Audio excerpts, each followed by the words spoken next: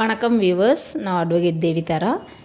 Legal notice அப்படின்னா என்ன? Legal notice ஒரு வழக்கறிஞர் தான் அனுப்ப வேண்டுமா, இல்லை சம்பந்தப்பட்ட நபர்களே அனுப்ப முடியுமா அப்படின்னு பார்க்கலாம். லீகல் நோட்டீஸ் அதாவது வக்கீல் நோட்டீஸ் அப்படின்றது சம்பந்தப்பட்டவர்களே அனுப்ப முடியும்.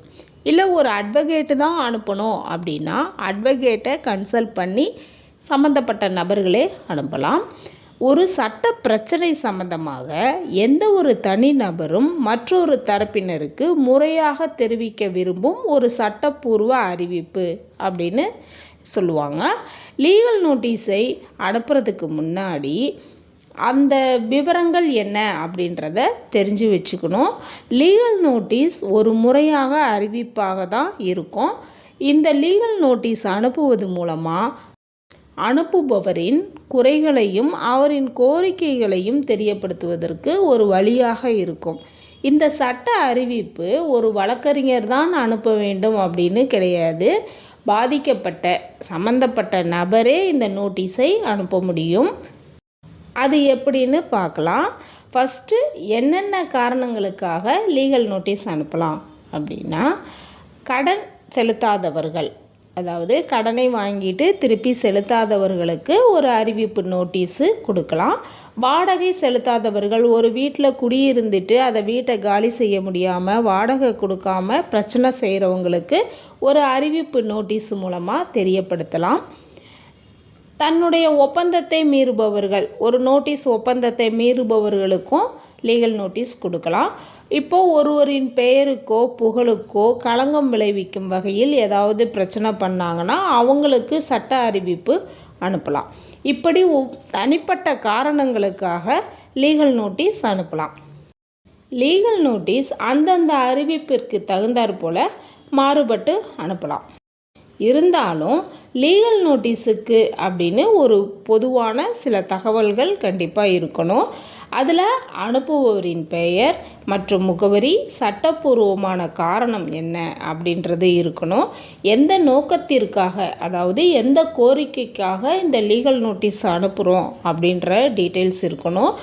அதற்குரிய காலக்கெடு, இவ்வளோ நாளுக்குள்ளே நீங்கள் இதை இந்த ப்ராப்ளத்தை நீங்கள் பேச்சுவார்த்தை மூலமாகவோ அதற்கான காலக்கெடு நீங்கள் கொடுக்கணும்.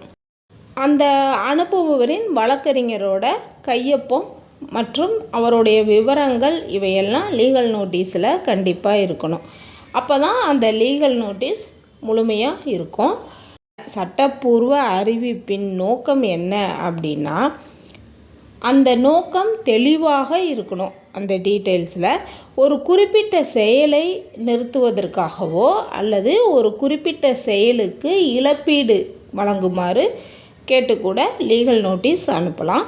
இப்போது ஒரு செயலுக்கான சட்ட நடவடிக்கைகளை தொடங்குவதற்கு முன் சம்பந்தப்பட்ட தரப்பினருக்கு ஒரு வாய்ப்பு வழங்குவது தான் இந்த லீகல் நோட்டீஸ். லீகல் நோட்டீஸ் அதாவது இந்த சட்ட அறிவிப்பு அனுப்பும்போது ஒரு வழக்கறிஞர் மூலம் அனுப்புறது மிகவும் சிறந்ததாக இருக்கும். அதாவது ஒரு வழக்கறிஞரை கன்சல்ட் பண்ணிவிட்டு அதோட டீட்டெயில்ஸு தெரிஞ்சுட்டு அனுப்புறது ரொம்ப நல்லது. சட்டப்பூர்வ அறிவிப்பு அனுப்புவதன் முக்கியம் என்ன அப்படின்னா, சம்பந்தப்பட்ட நபர் ஒரு சட்டப்பூர்வமான நடவடிக்கைகளை எடுப்பதற்கு முன் சம்பந்தப்பட்ட நபருக்கு ஒரு வாய்ப்பு கொடுப்பது தான் லீகல் நோட்டீஸின் முக்கியத்துவம். இது சட்டப்பூர்வமான நடவடிக்கைகளை எடுப்பதற்கும் ஒரு தெளிவான ஆதாரமாக இருக்கும். சட்டப்பூர்வமான தகராறு மற்றும் பிரச்சனைகள் இவற்றை தீர்ப்பதற்கு ஒரு கருவியாகவும் இந்த லீகல் நோட்டீஸ் இருக்கும். சட்டப்பூர்வ அறிவிப்பு ஒரு வழக்கறிஞர் மூலம் அனுப்ப முடியும்.